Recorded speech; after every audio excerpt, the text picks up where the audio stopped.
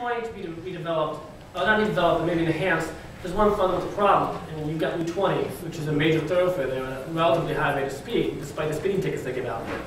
I think you have to look at Shrewsbury Street in Worcester as a good example. And by the way, I'm the first one to bring that up. If you look at my website way back in December, it's one of my things I talk about as a guide to where Route 20 should be headed.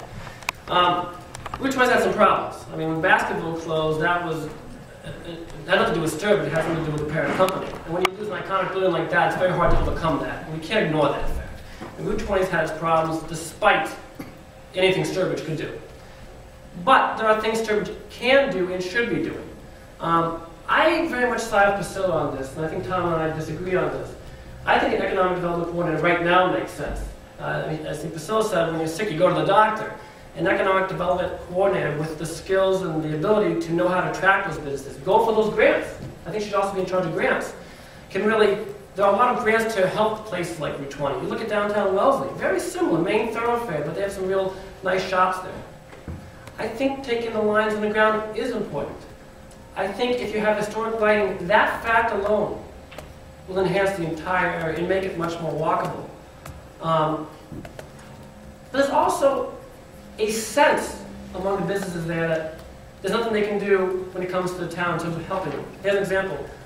There's a store over there in Rico's. And I went in to buy something for Valentine's Day on 5 o'clock on Valentine's Day. And they have these balloons inside. I said, hey, you should put these balloons, they're pink and white. And I said, you should put them outside. They go, I did have them outside this morning. I said, why'd you bring them inside? Said, Jim Malloy came in and told me there's no balloons outside, put them inside. Okay. That's a problem. I mean, we need to have a different attitude from our city, our town government. Let them put the balloons outside on Valentine's Day to sell your candy.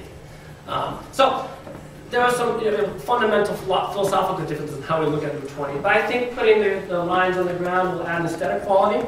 I think adding some municipal parking, which allows us to so that people walk from store to store, that can be done at a low cost.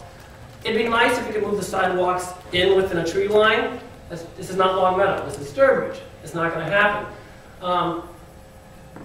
So Shrewsbury Street is a guide. Shrewsbury Street slowed down the traffic where it could, reasonably so. We can look into that, putting some slowing, plantings and so on in the middle of the road, bring down the lighting, and also putting together the corridor groups, as Tom said.